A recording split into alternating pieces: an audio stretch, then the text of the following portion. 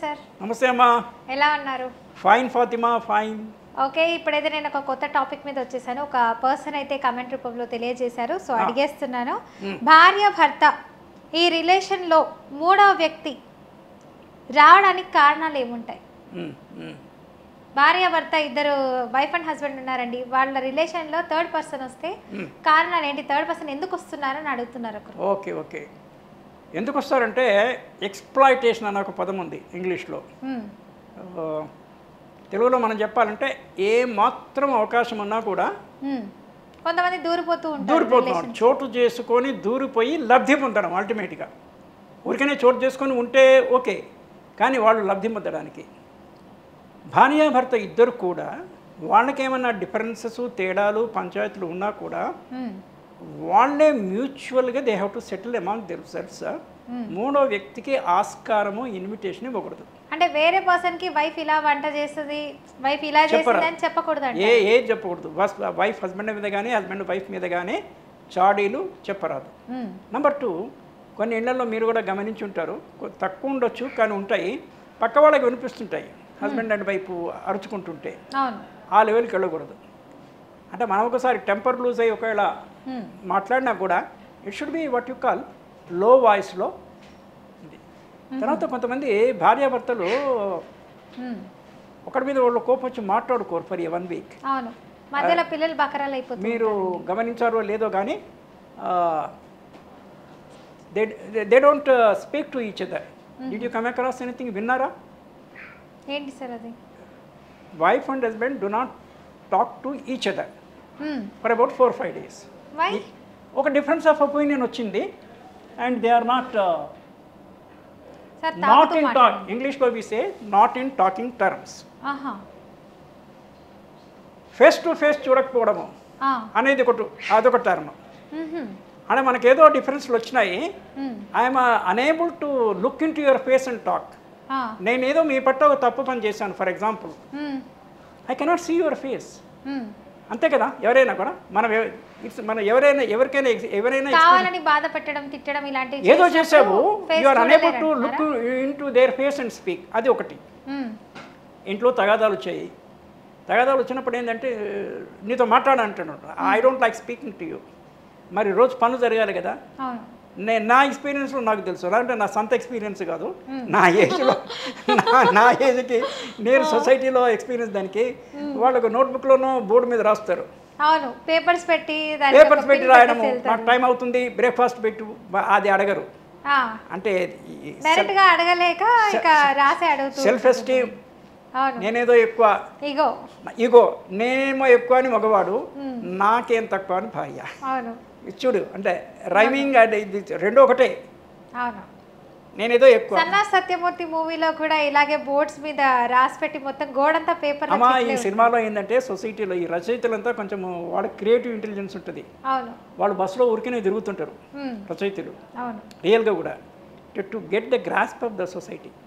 నేను కూడా ఓలా, ఊబర్ వీటిలో పోతున్నప్పుడు, లేకపోతే బస్ ట్రావెల్లో కూడా, ట్రైన్ ట్రావెల్లో పక్క వాళ్ళతోని నేను కాన్వర్జేషన్ పికప్ చేసుకుంటా, just to know what is happening in the society. That is the sole intention. So adi manaku as a public speaker it will be useful for us to share in the media. కానీ మన జాగ్రత్తలు దానికి, మన పరిధులు జాగ్రత్తలు మనము చూసుకోవాలి. అయితే ఇలాంటి వాళ్ళు ఒక 3-4 రోజులకి వాళ్ళకి ఇది బోరు కొడుతుంది, మళ్ళీ ఇది కమ్ బ్యాక్. ఎవరో ఒకళ్ళు కొంచెం ఏదో నవ్వు ముఖం వేసుకొని, విడి ముఖం వేసుకొని మాట్లాడతారు. అంటే ఆ వెరీ నవ్వు ఉంటుంది. వెరీ నవ్వు ఉంటుంది అంటే ఏదో పొరపాటు అయిపోయింది, సో లెట్ us resume. దీని ఫ్రీక్వెన్సీ కూడా ఇయర్లీ ఒకసారి ఉండొచ్చమ్మా. అప్రాక్సిమేట్లీ ఐఎమ్ టెల్లింగ్, ఓ 10 ఏళ్ళ మ్యారీడ్ లైఫ్ ఉంటే 10 సార్లు ఇటువంటి హాలిడేస్ తీసుకుని ఉంటారు. మీకు విపස්සన ధ్యాన కేంద్రం అని ఒకటి ఉంది. నేను నాగార్జున సాగర్లో, నేను మా వైఫ్ 10 days అక్కడ. ఆ 10 రోజులు వి షుడ్ నాట్ స్పీక్. లేడీస్కి సపరేట్ అకామిడేషన్, జెంట్స్కి వేరే. ఇద్దరు రూమ్లో ఉంటారు. కానీ you are not suppose to speak to the other person also. Not suppose to, ఏదో ఒకటి ఎరా చిన్నగా మాట్లాడితే వేరు, కానీ 10 రోజులు సైలెన్స్లో ఉండాలి. అది break from the routine. We went Nagarjuna Sagar దగ్గర ఒక క్యాంప్ ఉంటే మేము వెళ్ళాము. మరి ఉన్నారు అలాగా 10 days మాట్లాడకుండా? అబ్సల్యూట్గా ఫుడ్ కూడా చాలా టైం ప్రకారంగా వాళ్ళు పెట్టిందే తినాలి, ఇంకా మనకేదో కావాలి, మనం ఇంటి తీసుకుపోయి సప్లిమెంటరీ ఫుడ్స్ పెట్టుకోవడానికి లేదు. అది చాలా ఉన్నాయి సెంటర్స్ మనకి ఇక్కడ హైదరాబాద్ సిటీలో ఉంది, అవుట్స్కర్ట్స్లో. సో ఇప్పుడు ఆ 10 days మాట్లాడకుండా ఉన్నారు, దానివల్ల మీకు యూజ్ ఏమైంది అసలు? యాక్చువల్లీ యూజ్ మనకి డైరెక్ట్గా తెలియదమ్మా చాలాసార్లు, కానీ యూజ్ అవుతుంది. మనం మెజర్ చేయలేం కదా, మన ఏదో టైంను మెజర్ చేసినట్టు, లేకపోతే లెంత్ మెజర్ చేసినట్టు, పాలను మెజర్ చేసినట్టు, 1 లీటర్ అనేసి కొన్ని చేయలేము. అంటే మామూలుగా టాబ్లెట్స్ వేసుకున్నారా, సరే ఎక్కడున్నారో, మీకు ఏం సెషన్ జరిగింది, ఇలా అడగడం ఉంటుంది కదా. అంటే ఆ క్లాస్ అప్పుడు వస్తారు కదా, క్లాస్ జరుగుతుంటుంది, ఈవినింగ్ ఎవరికి వాళ్ళు ఉండాలి. క్లాస్ జరుగుతున్నప్పుడు క్లాస్ ఎంట్రన్స్ అప్పుడు మహా అయితే అది కూడా మనం ఓపెన్ టాక్ మాది ఇట్లా అని కాదు, ఏదైనా చాలా అర్జెంటు ఇంపార్టెంట్ అయితే యూ జస్ట్ కమ్యూనికేట్. సో శ్రోతలకు కూడా విపసన ధ్యాన కేంద్రం దే కెన్ ట్రై అట్లీస్ట్ ఒకసారి 10 days ఉండొచ్చు. కానీ కుక్కతో ఒక వంకర అనేసి 10 days వచ్చి 11th 12th నుంచి మళ్ళీ షరాబాములు అనేసి we're into the same thing. నా పాత రోజుల్లో సినిమా వచ్చిందమ్మా, మీరు ఎప్పటికీ ఆ సినిమా మీకు టచ్లో ఉండకపోవచ్చు, పతి పత్ని అవర్ ఓ అనేసి, wife husband and the third part అనేసి ఒక సినిమా వచ్చింది. I have not seen it, but ఆ పోస్టర్స్ అవి చూస్తున్నప్పుడు అది అలా సినిమా వచ్చినట్టు నాకు గుర్తు. అయితే థర్డ్ పర్సన్ అయితే ఎంట్రీ కానివ్వకూడదు, వీళ్ళ కంప్లైంట్స్ వాళ్ళకి చెప్పకూడదు.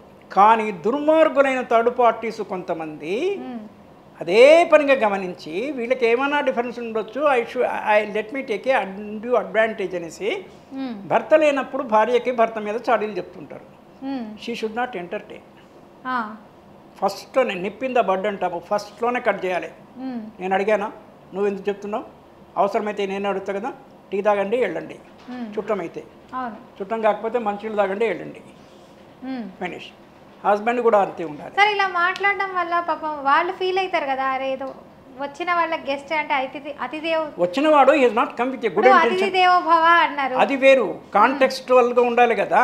వచ్చినవాడు కొంతమంది మొహమాటానికి అయ్యో వరుసకి ఏదైనా అవుతారు కదా, బాగోదేమో, మళ్ళీ లేకపోతే అంత నిష్ఠూరంగా మాట్లాడకపోతే సరే అండి, I'm aware of it, I will take care it, thank you for the suggestion అని అక్కడికి క్లోజ్ చేయాలి. You should close the topic, you should not extend the topic. So అర్థమైంది కదండి సార్ ఎంత చక్కగా చెప్పారో, మొహమాటం లేకుండా పాము చావకూడదు కర్రీ ఇరకూడదు అన్నట్టు చెప్పాలి. ఎగ్జాక్ట్గా both of them should do that. Okay, we fight in our cells, but when the third party enters we're together. ఇది కరెక్ట్ కదా? అవును, కరెక్ట్. మాకు డిఫరెన్స్ ఉండొచ్చు, మేము పోట్లాడుకోవచ్చు, మేము ఏమైనా చేయొచ్చు, కానీ మూడో వస్తే కనుక మేమిద్దరం కలిసికట్టుగా మిమ్మల్ని శిక్షిస్తాము అన్న యాటిట్యూడ్లో ఉండాలి వైఫ్ అండ్ హస్బెండ్ కూడా. దాంతో ఉండదు. కానీ ఉదాహరణ కనుక చూసుకుంటే థర్డ్ పార్టీ ఇంటర్వెన్షన్ వలన చాలామంది కుటుంబాలు చెడిపోయిన సందర్భాలు ఉన్నాయి. థర్డ్ పార్టీ అంటే వేరే థర్డ్ పార్టీ అక్కర్లా, భార్య యొక్క తల్లి యొక్క ప్రేరణ చేత మొగన్ని వదిలిపెట్టిన సందర్భాలు we're seeing in the media also. ఇప్పుడు ఈ మధ్య చూసుకుంటున్నాం, వార్తల్లో చూస్తున్నాము, సీరియల్స్లో చూస్తున్నాము. తెలివిమంతులైన తల్లిదండ్రులు ఒకసారి కొడుకు కానీ బిడ్డకు కానీ మ్యారేజ్ చేసినప్పుడు they should not unduly interfere in these peoples life at all. వాళ్ళతో కలిసి కూడా ఉండొద్దు, మీ ఇంట్లో మీరు ఉండాలి, వాళ్ళ ఇంట్లో వాళ్ళు ఉంటారు, unless they request you and to be with them. వాళ్ళ కోడలు కానీ బిడ్డ కానీ మాకు ఇంకా మేము సెట్ కాలేదమ్మా నాన్న ఏదో అనేసి మీరు మా ఎంబడి ఒక 2-3 years ఉండండి, till such time we get confidence to be on our own అన్ని రిక్వెస్ట్ చేసిన సందర్భాలు వేరు, మీరే పోయి వాళ్ళ మీద పడకూడదు. ఇది parents should understand this one. ఎవరినైతే పేరెంట్స్ పర్టికులర్గా చూస్తున్నారో ఒకసారి పెళ్లి చేసిన తర్వాత మనం ఎంత దూరం ఉంటే మంచిది. అట్ ద సేమ్ టైం మన ఫిజికల్ అండ్ మోరల్ సపోర్ట్ వాళ్ళకు ఉండాలి. కానీ ఈ రోజుల్లో పేరెంట్స్ అలా లేరు సార్. ఏం కూర ఉండవు, మా ఇంట్లో ఉన్నప్పుడు నేను ఇలా వండి పెట్టాను నీకు, అక్కడ అలా జరగట్లేదా, ఇలా కొన్ని తప్పు అంటున్నాను కదా. ఇప్పుడు తల్లుల తప్పు అది, తల్లులు అట్లా బిహేవ్ చేయరాదు, వెరీ రాంగ్. జనరల్గా ఫాదర్స్ పెద్ద ఇంటర్ఫియర్ గారు, ఫాదర్స్ అల్లుని పట్టుకునేసి మా అమ్మాయి ఏమి అనేసి జనరల్గా వాళ్ళు అంటే చూస్తారు, వాళ్ళు అంటే కొంచెం ఓపిక పడతారు ఎక్కువ. వీళ్ళు తెల్లారి నుంచే బిడ్డ ఏమవుతుందో అనేసి, ఏం చేస్తున్నావు ఏవి అనేసి. So this a wrong way of this thing. అందుకని జీవితంలో ప్రతి ఒక్కళ్ళు కూడా ఒక మెంటార్ని పెట్టుకోవాలమ్మా, ఒక అడ్వైజర్ని, ఒక మెంటార్ని పెట్టుకోవాలి. వాళ్ళకి తెలియని విషయాలు కూడా ఈ ఎక్స్పీరియన్స్ మెంటార్స్ ద్వారా we need to. Okay, so ఒక మెంటర్ అన్నది ఇంపార్టెంట్ అంటారు. ఇలాంటివన్నీ తెలియపరచాలి, ఒక సోషల్ యాక్టివిస్ట్, మోటివేషన్ లాగా ఒక పర్సన్. ఓకే, అలా అయితేనే బాగుంటారు వైఫ్ అండ్ హస్బెండ్. థర్డ్ పర్సన్కి ఎవరికి ఏ రిలేషన్ అది లైక్ ఏ విషయం కూడా చెప్పకూడదు థర్డ్ పర్సన్. ఏదైనా ఒక ఫ్రెండ్ కావచ్చు, ఇంకే మదర్ కావచ్చు, ఫాదర్ కావచ్చు, ఇంకెవరైనా కావచ్చు. We do not share anything with anyone. PINT, no third party interference. PINT, no third party interference between wife and husband. Okay, super sir. నిజంగా చాలా మంచి ఇన్ఫర్మేషన్ ఇచ్చారు. చాలా మందికి తెలీదు, అందుకనే ఇప్పుడు డివోర్స్లో అవుతున్నాయి చాలా మందికి. సో ఇలాంటివన్నీ ఏం జరగకుండా ఉండాలంటే చక్కగా మన రామ్మోహన్ నవిలే సార్ లాంటి వాళ్ళతో మాట్లాడండి. ఇంకా మీకు ఏదైనా డౌట్స్ ఉంటే కింద కమెంట్ రూపంలో తెలియజేయండి. దాన్ని బేస్ చేసుకొని నేను మీకు నెక్స్ట్ ఎపిసోడ్లో అయితే ఆ క్వశ్చన్స్ అన్ని సార్తో అడగడం అయితే జరుగుతుంది. లేదు మేము సార్తోనే డైరెక్ట్గా మాట్లాడాలి అని అనుకుంటూ ఉండొచ్చు చాలామంది. అలాంటి వాళ్ళు వెంటనే కింద స్క్రోల్ అవుతున్న నెంబర్కి కాల్ చేయండి. కాల్ చేసి పూర్తి ఇన్ఫర్మేషన్ క్లియర్ కట్గా సార్ అయితే ఇచ్చేస్తారు. సో చూసారు కదండి, ఇది వాటి వీడియో. నెక్స్ట్ ఎపిసోడ్లో కలుద్దాం. అంతవరకు చూస్తూనేనండి BRK న్యూస్. సైనింగ్ ఆఫ్, మీ ఫాతిమా.